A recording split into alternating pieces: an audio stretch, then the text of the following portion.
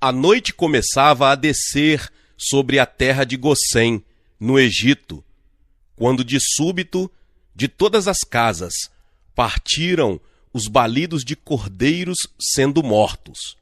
Em cada casa, um homem segurava uma vasilha cheia do sangue do cordeiro e aspergia o sangue com isopo nas ombreiras e vergas das portas. Dentro de poucos minutos, toda a comunidade israelita se tornou uma comunidade de sangue. Chegada a noite, todos os membros de todas as famílias em cada casa uniram-se, prontos para uma longa viagem, e puseram-se a comer carne assada dos cordeiros sacrificados. Comiam tudo, desde a cabeça até as pernas e intestinos. No meio daquela noite, todos os lares egípcios ficaram transtornados. Ouviram-se gritos pela terra toda. O primogênito de cada família egípcia havia morrido, desde a casa de Faraó até as casas mais humildes de seus servos. Todas as famílias lamentavam a perda de seu primogênito. Aterrorizado, o rei do Egito, Faraó, procurou Moisés e lhe ordenou que levasse embora todos os israelitas, que deixassem o Egito de imediato. Os israelitas se reuniram e abandonaram o Egito, partindo para Canaã, a terra que Deus havia prometido a seu pai Abraão há mais de 400 anos. Quando saíram do Egito, uma grande coluna de nuvem apareceu diante deles, a qual se transformava em uma coluna de fogo à noite, conduzindo o povo através do deserto. Esse relato do que aconteceu quando os israelitas saíram da terra do Egito é um tipo simbólico dos cristãos que abandonam este mundo pecaminoso e marcham na direção do reino de Deus.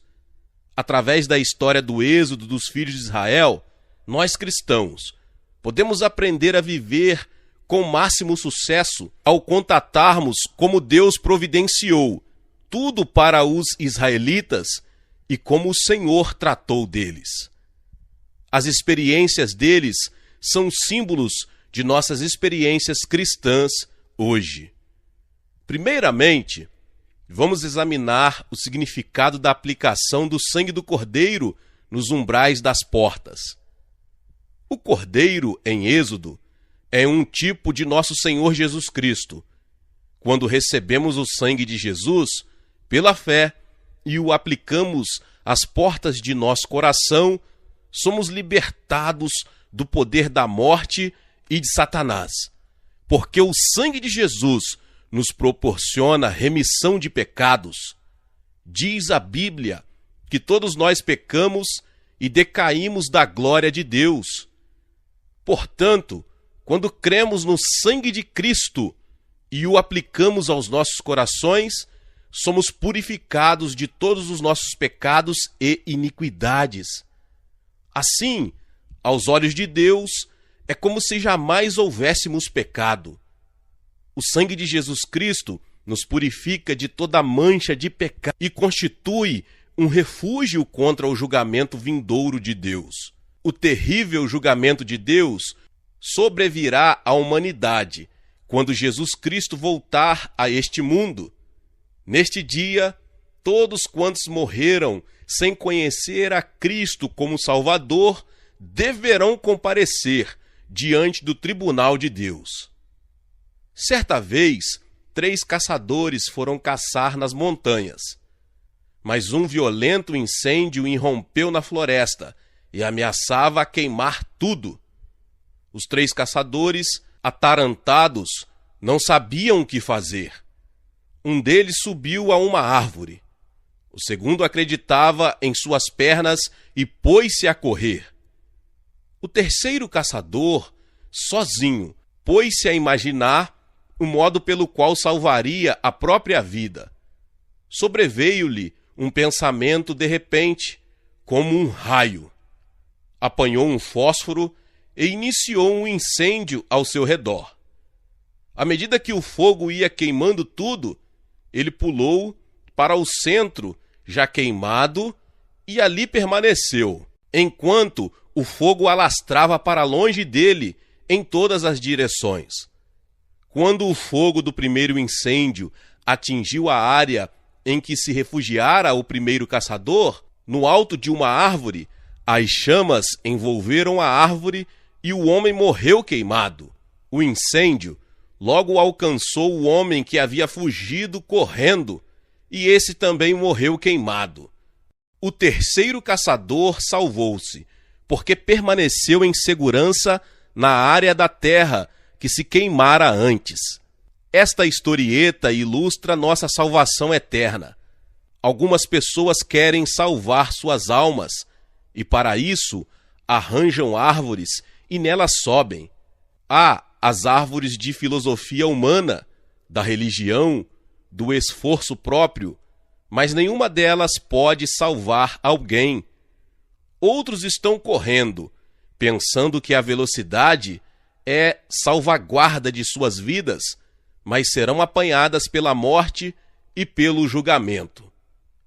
Há, entretanto, um lugar como aquele que foi queimado antes de ser atingido pelo incêndio, dentro do qual o terceiro caçador ficou protegido e por onde o julgamento já passou, porque Cristo Jesus morreu por nós na cruz do Calvário.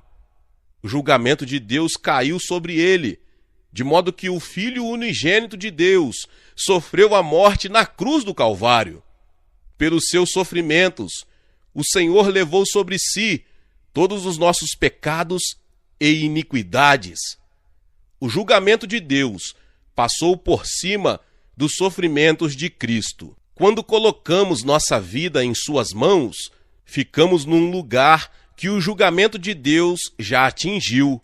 Se não formos para o seio de Cristo, não há lugar para nós onde possamos ser protegidos do julgamento de Deus. O sangue de Jesus Cristo também nos livra da escravidão de Satanás. Satanás mantém as pessoas sob escravidão mediante o pecado, mas desde que tenham sido perdoadas e recebido a justiça de Deus como dádiva do Pai Celeste, Satanás não tem nenhum direito, desculpa, para apanhá-las de novo sob sua escravidão. Quando uma pessoa se torna cristã e recebe esse conhecimento, livra-se imediatamente das correntes de Satanás e se livra da escravidão do pecado. É por essa razão que precisamos aplicar o sangue de Jesus às portas de nosso coração e mantê-lo ali, a fim de impedir que Satanás venha tocar em nossa vida. Da manhã até a noite, deposite sua confiança e fé no sangue de Cristo, porque esse sangue é a única proteção contra o julgamento vindouro de Deus, bem como contra os ataques satânicos. Em segundo lugar, os israelitas comeram a carne do cordeiro. O cordeiro havia sido assado e devia ser comido com ervas amargas e pão sem fermento. Esse pão era o símbolo dos sofrimentos de Cristo, suas dores agudas e provações amargas. Foi exatamente por essas experiências que Jesus passou há quase 2000 anos atrás. Ele caminhou até o Gólgota e foi pregado numa cruz. Foi levantado entre o céu e a terra durante 6 horas, passando por grande sofrimento. E na maior agonia ele clamou: Eli, Eli, lama sabactani, que quer dizer: Deus meu, por que me desamparaste? Cristo sofreu as mais horrendas dores e seu sofrimento foi tipificado no ato de os israelitas comerem o cordeiro pascal com ervas amargas e pão sem levedo. Hoje, quando constatamos quanto sofreu o Senhor para nos libertar, deveríamos chorar de tristeza e com amargura no coração arrepender-nos de nossos pecados e nos tornarmos como pão sem levedo. O pão sem levedo significa que devemos purificar nossa vida, confessar nossos pecados, andar sem pecado, vir a Jesus Cristo e participar de sua carne. Como podemos comer a carne de Cristo? Jesus disse no Evangelho de João que se quisermos ter vida, devemos comer sua carne e beber seu sangue. Muitos judeus, depois de ouvir esse sermão, deixaram de seguir a Cristo, visto que não podiam aceitar esse tipo de ensino. Mas a Bíblia nos diz, em João, capítulo 1, verso 14, o Verbo se fez carne e habitou entre nós. Vimos a sua glória, a glória como do unigênito do Pai, cheio de graça e de verdade. Assim é que a palavra de Deus, do Gênesis ao Apocalipse, é a carne de nosso Senhor Jesus Cristo.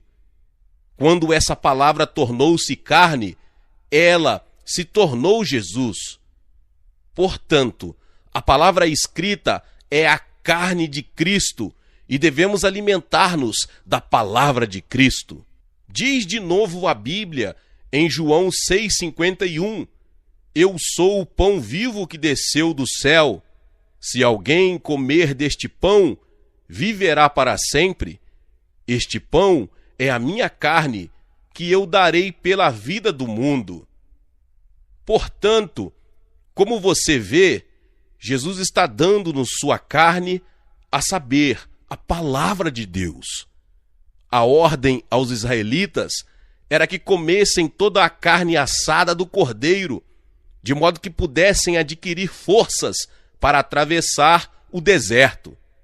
Se nós quisermos ter forças que nos possibilitem atravessar o deserto deste mundo, com todo sucesso, com todas as vitórias, precisamos comer a palavra de Deus de modo regular. Assim como os israelitas jamais poderiam reunir forças para atravessar o deserto vitoriosamente, sem que primeiro tivessem comido a carne do cordeiro pascal assado, assim também não há vitória para o cristão que não se alimenta com regularidade das Sagradas Escrituras. Por que é necessário que se leia continuamente a palavra de Deus? Porque a palavra de Deus nos purifica. Diz a Bíblia, em João 15, 3 e 4, vós já estáis limpos por causa da palavra que vos tenho falado. Permanecei em mim, e eu permanecerei em vós. O ramo de si mesmo não pode produzir fruto, se não estiver na videira. Tampouco vós podeis produzir fruto, se não permanecerdes em mim. Se você não receber purificação constante da parte do Senhor Jesus, você perde seu poder e o direito de habitar no Senhor. Para habitar em Cristo constantemente, precisamos estar limpos. E para limpar nossa vida, precisamos ler a palavra de Deus com regularidade. A palavra penetra em nosso coração, mostra-nos a nossa situação, e enquanto confessamos nossos pecados, somos renovados, purificados pelo sangue. A palavra também cura. Diz-nos a Bíblia no Salmo 107, 20, enviou a sua palavra e os sarou, livrou-os da destruição. Muitas pessoas doentes em hospitais e em seus lares me pedem que eu vá até elas e lhes imponha as mãos para que fiquem curadas. Todavia, se não aceitam o Evangelho, não me dou ao trabalho de ir até essas pessoas, porque não sou eu quem cura, é a palavra de Deus falada pela minha boca. A cura vem mediante a palavra, e nós estamos pregando a palavra que cura. Não somos curandeiros. A palavra de Deus é o poder do Espírito Santo e que realizam a cura. Se constantemente meditarmos na Bíblia e dela nos alimentarmos, ela purificará e curará nossas vidas físicas e espirituais, bem como resolverá nossos problemas domésticos, profissionais e pessoais. Leia a palavra e mantenha a cura em seu coração, em seu corpo e em sua alma, bem como em seu lar e na sua vida diária. A palavra também pronuncia sabedoria e julgamento. Salmo 119, 105 diz: Lâmpada para os meus pés é a tua palavra, e luz para os meus caminhos. Quando passamos pela vida, neste mundo, com frequência nos sentimos como que cegos, ou como se estivéssemos num beco sem saída. Recebemos luz e sabedoria ao lermos a palavra de Deus. Se você ler a palavra e meditar nela com regularidade, o Espírito Santo revelará a você o profundo significado das Sagradas Escrituras e partilhará com você a sabedoria e a luz. Isto o capacitará a desenvolver o tipo certo de julgamento decisório e a ter a sabedoria de quem vive vitoriosamente nesta vida. A palavra de Deus nos dá nutrição espiritual, de tal modo que crescemos em Cristo. Nenhum pai ou mãe deseja que seu filho sofra subnutrição e não cresça. Deus quer que você continue a crescer na graça e se torne um gigante espiritual em Cristo. 1 Pedro 2,2 diz o seguinte: Desejai ardentemente, como meninos recém-nascidos, o puro leite espiritual, para por ele crescerdes para a salvação. Assim, se com toda a sinceridade desejamos o leite da palavra e comemos a palavra, esta se torna nosso nutriente, alimento de nossa alma, e crescemos espiritualmente, e nos tornamos mais fortes no Senhor Jesus Cristo. Assim como os israelitas receberam a ordem de comer toda a carne do cordeiro, desde a cabeça até as pernas, Deus também nos pede que comamos toda a carne de nosso Senhor Jesus Cristo, do Gênesis até o Apocalipse. Se pudermos digerir a palavra de Deus, cresceremos espiritualmente, ficaremos mais fortes e poderosos. Em terceiro lugar, quando os israelitas saíram do Egito, de imediato, uma coluna de nuvem apareceu diante deles. Durante o dia, a coluna era uma nuvem, e à noite a nuvem se transformava numa coluna de fogo que guiava o povo pelo deserto até Canaã. Quando saímos deste mundo pecaminoso, Deus nos dá uma coluna de nuvem e de fogo, o Espírito Santo, que habita em nosso coração. O Espírito Santo nos conduz todos os dias pelo deserto deste mundo até chegarmos a Canaã celestial, na presença do Eterno. O sol brilhava e aquecia demais os israelitas na caminhada pelo deserto, mas essa coluna de nuvem era uma sombra permanente, protetora, que os abrigava contra os raios do sol, capazes de queimá-los. À medida que vamos atravessando este mundo efervescente, passaremos por provações, tribulações, épocas de problemas capazes de queimar-nos o coração, mas o Espírito Santo é um conforto e uma fonte de alegria e paz. Sem a presença desta sombra protetora do Espírito Santo, que nos protege contra o sol torrido deste mundo, não podemos viver uma vida bem-sucedida.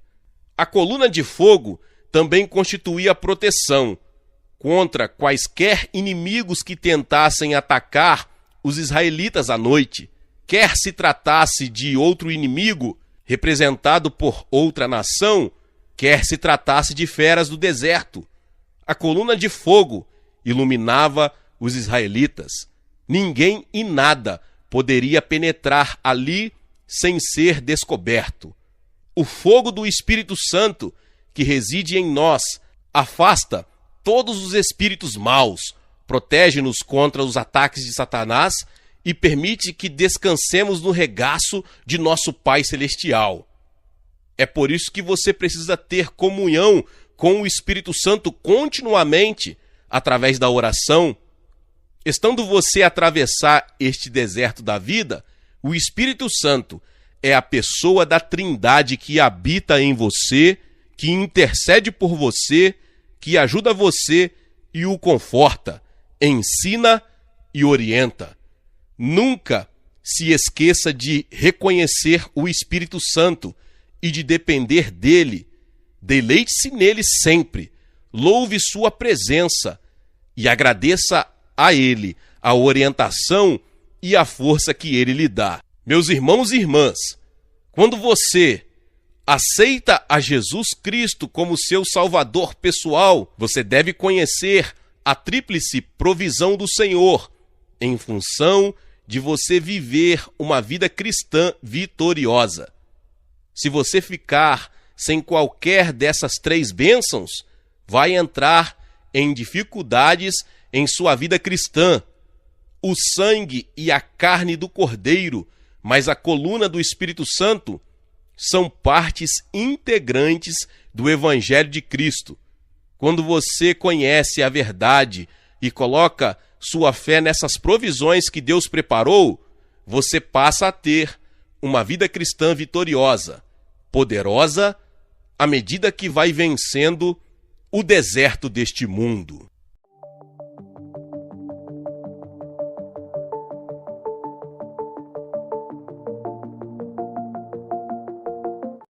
O derramamento de sangue e pecado estão inextricavelmente ligados. A Bíblia diz que o salário do pecado é a morte e que sem derramamento de sangue não há perdão. O derramamento de sangue é necessário para receber o perdão do pecado arrependido. Número 1. O sangue derramado no Éden. Antes de Adão se rebelar contra a palavra de Deus e cometer pecado, não havia morte no jardim do Éden. Devido ao pecado de Adão, ele ficou nu e sua alma estava morta. Deus pegou um animal e derramou seu sangue para cobrir sua vergonha.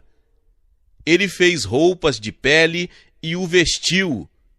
Deus pegou um animal, fez roupa de pele e vestiu Adão para mostrar que resolver o problema do pecado requer o derramamento de sangue.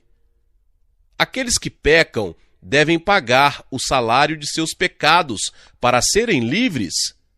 Se alguém for condenado a 50 anos de prisão, ele deve passar 50 anos na prisão. E se for condenado à prisão perpétua, deve permanecer lá pelo resto da vida. Então todos os seres humanos já estão condenados à morte, não apenas prisão perpétua. É porque o salário do pecado é a morte. Portanto, ninguém pode pagar a dívida do pecado. Algumas religiões afirmam que os esforços ou atos humanos podem receber o perdão dos pecados. Mas é tão tolo. Os seres humanos nunca podem receber o perdão do pecado com os seus atos ou esforços. Não importa quanto bem possamos fazer, essa bondade não pode cobrir nosso pecado. Outras religiões podem tentar receber o perdão dos pecados realizando rituais religiosos, mas também é ridículo. Não podemos receber o perdão dos pecados por meio de rituais religiosos. Sem derramamento de sangue não há perdão. Assim, não há perdão do pecado sem o sacrifício pelo pecado. Número 2. A instituição do sacrifício do Antigo Testamento no Antigo Testamento. Deus concedeu graça para que seu povo venha a ele por meio de sacrifício. Se alguém vier diante de Deus com pecado, deve morrer. Para chegar diante de Deus, os humanos devem resolver o problema do pecado, mas o salário do pecado é a morte. Portanto, para receber o perdão dos pecados, devemos morrer, mas não pode ser assim.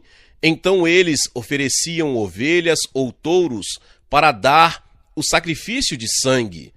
No Antigo Testamento, para receber o perdão dos pecados, eles ofereciam vários sacrifícios e o primeiro deles era uma oferta pelo pecado.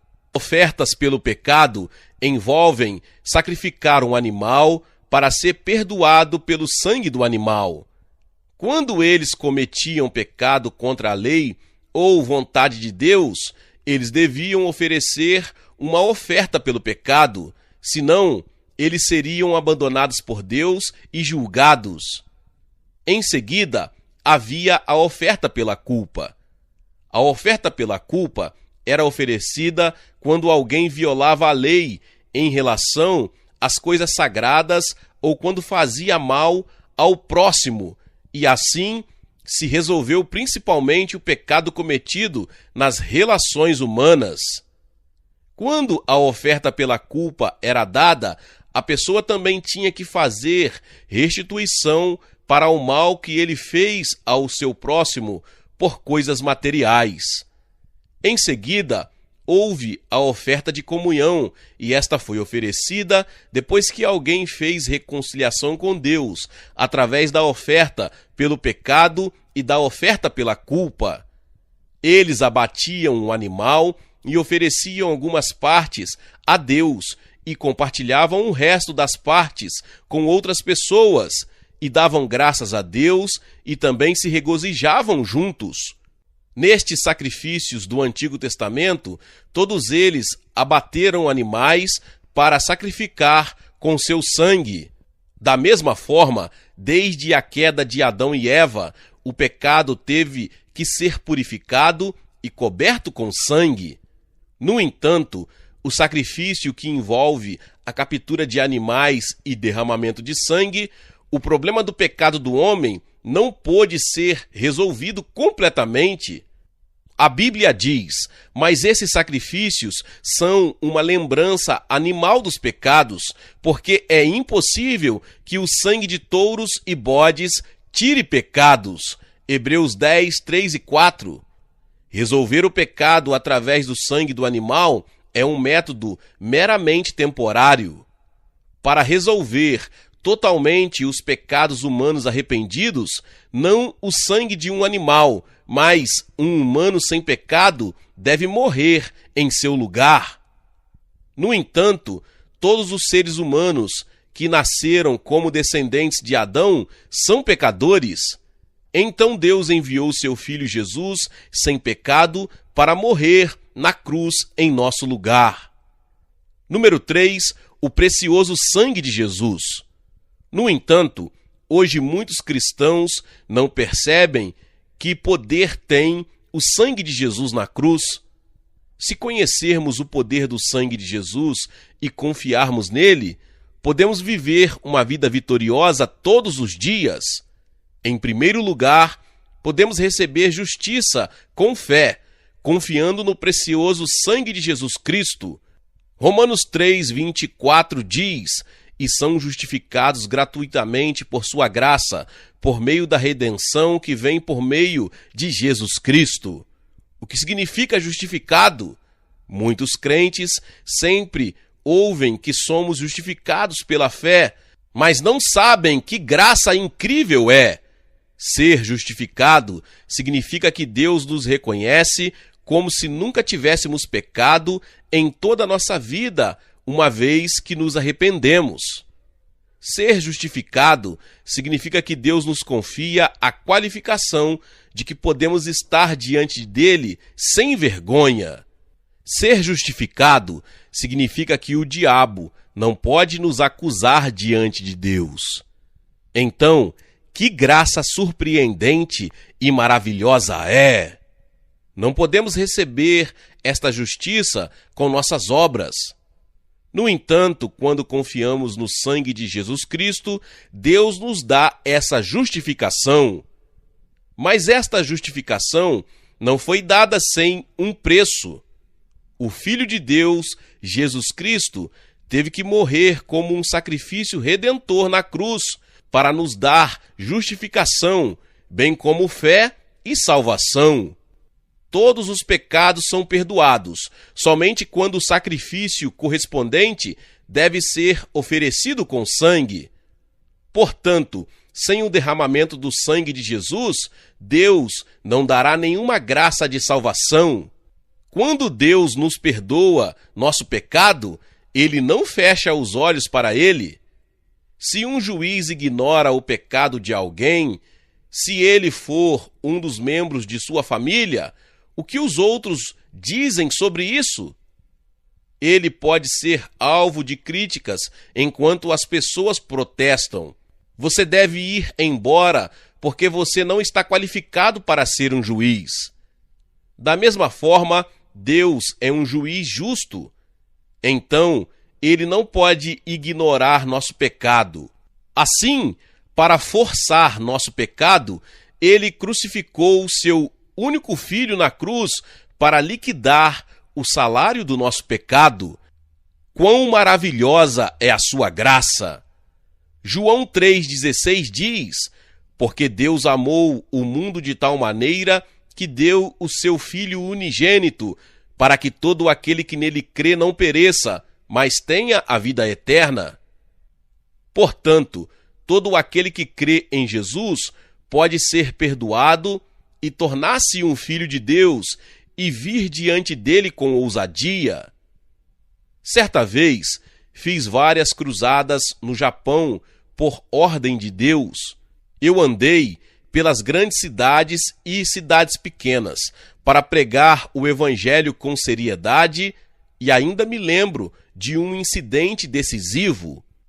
Quando fui a Gobi e preguei o evangelho, um chefe de Iazuca participou da cruzada. Ele era um homem muito rude e que tinha um soco perverso, e eu tinha ouvido que ele viria para perturbar a cruzada, e ele realmente apareceu. Naquela época, a cruzada do Japão geralmente não era muito grande. Mesmo que se considerasse que muitas pessoas compareceriam, foram apenas algumas centenas, e naquele dia 200 pessoas compareceram. A multidão não era grande, mas pior do que isso, o chefe da Yakuza também veio. Então a atmosfera era mais obviamente feroz em uma pequena multidão. Eu pensei, oh meu Deus, estou apenas no lugar errado. Hoje uma cruzada será arruinada. Se aquele chefe Iazuca se levantar no meio da minha pregação e gritar e balançar os punhos, tudo terminará. Orei fervorosamente e preguei o evangelho.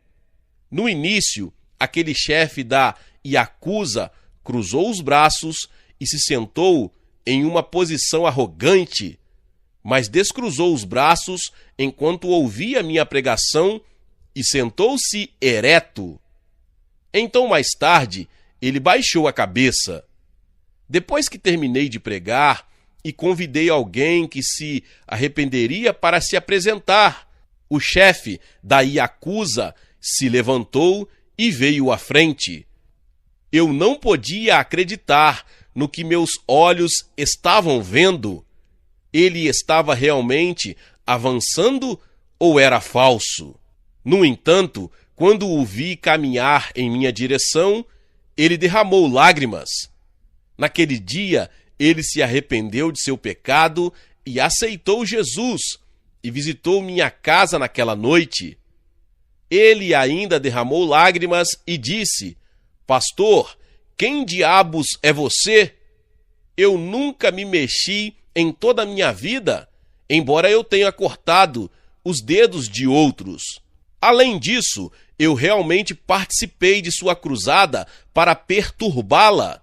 Mas a palavra de Deus entrou no meu coração como uma faca afiada para que eu não pudesse mais resistir e gritei, apesar de pertencer ao mundo cruel da Yakuza: Ainda tenho de derramar lágrimas continuamente? Que magia você tem? Eu disse-lhe, não tenho magia, mas é por causa do amor de Jesus. Jesus te ama tanto que foi crucificado na cruz e derramou seu sangue, e o Espírito Santo trabalha para vós. Então ele disse, posso acreditar em Jesus? Eu tenho 6 esposas, incluindo a minha esposa original. Como pode um homem como eu acreditar em Jesus? Então eu respondi, podeis viver com a vossa esposa e libertar as outras 5 esposas. Depois ele diz, tenho de apoiar todas elas. Como posso fazer isso? Se der uma casa a cada uma delas, deixe-as livremente e confesse que acredita em Jesus e as guie até ao Senhor e as comprometa com Ele. Então o Senhor cuidará delas. Então ele libertou 5 esposas imediatamente e creu no poder do sangue de Jesus Cristo e foi totalmente transformado por Jesus e até acompanhou todas as cruzadas que tive no Japão desde então. Mais tarde, ele foi para o seminário e tornou-se pastor. Como Jesus se tornou um sacrifício redentor ao ser pregado na cruz e derramando sangue para liquidar nosso pecado arrependido, qualquer pecador pode se tornar justo se ele se arrepender de seu pecado e crer em Jesus e confiar em seu sangue. E o sacrifício de Jesus não é temporário. Como o Deus eterno veio em carne humana, seu sacrifício de seu corpo torna-se um sacrifício eterno. Hebreus 10, do 11 ao 14 diz, dia após dia, todo sacerdote se levanta e cumpre seus deveres religiosos. Repetidas vezes, ele oferece os mesmos sacrifícios que nunca podem tirar os pecados.